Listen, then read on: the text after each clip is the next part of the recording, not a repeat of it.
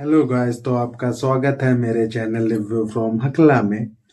हम आज बात करेंगे कैन में जो ऑन गोइंग है जिसका नाम है sentence to be a hero. इसके स्टूडियो का नाम है स्टूडियो काई और इसके डायरेक्टर हैं टाकाशिमा हिरोयुकी। इसका अभी एपिसोड 4 आया है। तो देर न करते हम इसकी स्टोरी पे आते हैं। इसकी स्टोरी चालू होती है कि जाइलो और उसकी टीम पहाड़ों के रास्ते से जा रही है और टियोरिटा उससे पूछती है कि जिस रास्ते से हम लोग आए थे उस रास्ते से क्यों नहीं जा रहे हैं। तो वो कहता है हमें ऑर्डर मिले हैं कि हीरो पार्टी को कोई भी रोड यूज करने की अनुमति नहीं है और हमें एक दूसरी जगह जाना है क्योंकि हमें नए ऑर्डर मिल गए हैं। उन लोग एक कासल में पहुंचते हैं जहाँ फेस्टिवल चल रहा है और ये उन लोग देख ही रहे होते हैं कि जो उनकी टीम का एक साथी है वेंटीम, वो कहता है मैं बहुत थक गया हूँ। तो सब लोग वहीं पे आराम कर रहे होते हैं और वेंटीम और उसका साथी ने चोरी की है और उन लोग आराम से खा पी रहे हैं। इस बारे में बात हो रही है तभी शो होता है कि जाइलो आराम से एक जगह पे है पर किंग वहां आ जाता है और कहता है मुझे ये चीजें चाहिए, मुझे वाइन चाहिए। और हीरो कहता है कि हमारे पास उतने पैसे नहीं हैं और किंग वहां से चला जाता है।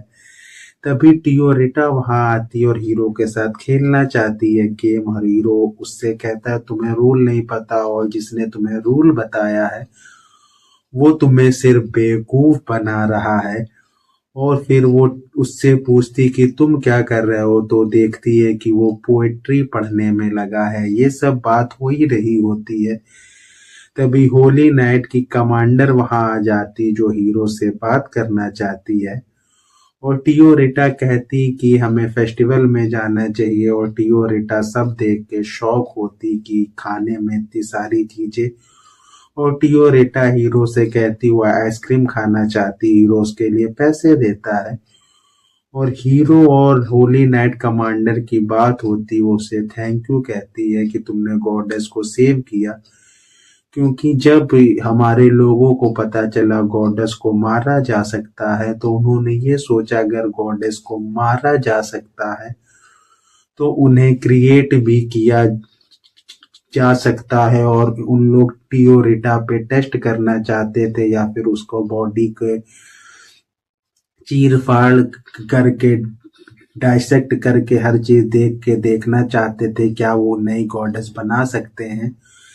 लेकिन हीरो से पैक्ट होने के कारण अब वो ये सब नहीं कर सकते और हीरो ने इससे बहुत कुछ अचीव कर लिया है। दो दो डीमन लॉर्ड मार दिए इसलिए अब उन्हें उससे दूर रहना होगा और हीरो इस बात से बहुत ही नाराज होता है। सीन चेंज होता है और शो होता है हीरो पार्टी को नए ऑर्डर मिले हैं कि उन्हें यहीं पे रहना है, यहीं पे डीमन लॉर्ड को रोकना है जिससे कि उन लोग अपना वेपन यूज कर पाए और हीरो पार्टी को वहीं अपनी जान देनी होगी एक तरह से।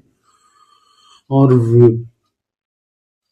वेन टीम इस बात से सहमत नहीं होता वो अपनी बातों में उलझा के अपनी कुछ बातें उनसे मनवा लेता और हीरो से पूछता है तुम्हें और क्या चाहिए और हीरो वेपन और चीजें मांगता है और वेन टीम उस चीजों के लिए भी उनसे हाँ करवा लेता है। फिर उसका पास्ट शो होता है कि उसे कैसे हीरो बनाया गया, वो चीज भी बहुत अच्छी शो हुई है। और फिर शो हुआ है कि उनकी एक उनका साथी वापस आ रहा है जो थोड़ा पागल टाइप का, उसके सीन शो होते हैं और एपिसोड यहीं खत्म हो जाता है। तो इसके रिव्यू की ये जो एपिसोड 4 आया है इस सीरीज का मुझे सबसे बेस्ट एपिसोड फील हुआ है। बाकी 3 में फाइट थी वो आपको अच्छी देख के फील होती, इस एपिसोड में कोई फाइट नहीं है पर जो बातें हुई हैं, जैसे सीन लेके गए हैं, जैसे भी चीजें शो हुई हैं, चाहे वो हीरो हो, होली नाइट कमांडर हो, टियोरिटा हो और हीरो के जितने भी साथी हों जिन और वेन टीम का पास्ट हो, वो इतने अच्छे तरीके से शो हुआ है कि आपको ये कहानी बांध के रखती इस एपिसोड में। फाइट ना होने के बावजूद भी कहीं बोरिंग फील नहीं होता, क्योंकि इसमें ऐसी जानकारी हमें दी जा रही जिसकी नीड थी। और हमें अब यहाँ पे थोड़ा एक तरह से क्लू मिल रहा है कि अब हीरो कैसे रिवेंज लेगा और हीरो अब क्या फैसले लेगा, उसमें वो देखने लायक होगा। क्योंकि जहाँ वो हीरो को मारना चाहते हैं और क्या पता कुछ ऐसा चेंज हो जिससे कि हीरो को एहसास हो अब वो अपना रिवेंज लेने के लिए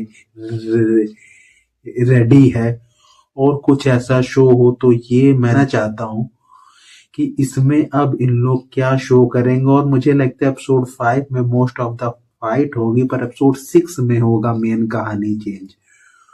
तो इसलिए मैं कहूँगा ये सीरीज देखते रहिए, क्योंकि एपिसोड पहला जितना अच्छा आया था, एक इंटरेस्ट आया था कि कुछ कहानी में नया, और इससे अब कहानी और अच्छी लेके जा रहे हैं।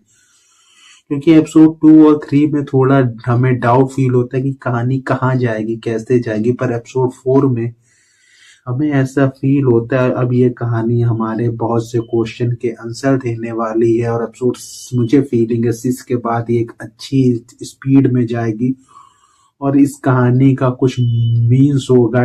टियोरिटा का अच्छा खासा रोल होगा, क्योंकि अब मुझे लगता है हीरो और टियोरिटा की बहुत अच्छी बॉन्डिंग शो होगी, क्योंकि अब हीरो को ये फील हो रहा है कि उसे टियोरिटा को सेव करना होगा। तो ये देखना बहुत ही इंटरेस्टिंग होगा, और कहानी बहुत अच्छी लेके गए हैं, हर चीज बहुत अच्छा शो हुआ। मैं इसमें सबसे ज्यादा तारीफ करूंगा डायरेक्टर की, कि कुछ ना होने के बावजूद, सिर्फ स्टोरी शो होने के बावजूद, ऐसे कोई फाइट सीन ना होने के बावजूद, एनिमेशन उतना खास ना होने के बावजूद, जैसा इन्होंने कहानी को बांध के रखा है और हमें इसमें इंटरेस्ट हमेशा रखा ही है सीन के बावजूद। चाहे कहानी जैसी लेके जाए, हमारा इंटरेस्ट रहता है कि इसमें क्या होगा। हमारे अंदर एक इन लोग क्यूरोसिटी डाल के रखते हैं, तो ये बहुत ही अच्छा है। अगर मैं इसे रेट करूं, मैं 10 में से 8 दूंगा, या फिर मैं इसको 9 भी देना चाहूंगा। सिर्फ फाइट सीन नहीं तो इसके एनिमेशन की क्वालिटी लो, इसलिए थोड़ा वियर्ड फील होता, नहीं तो बाकी सब बहुत ही अच्छा है। इसलिए मैंने इसे 8 या 9 में से मैं रेट करना चाहूंगा। तो हम ये रिव्यू इसी के साथ खत्म करते हैं। Bye bye.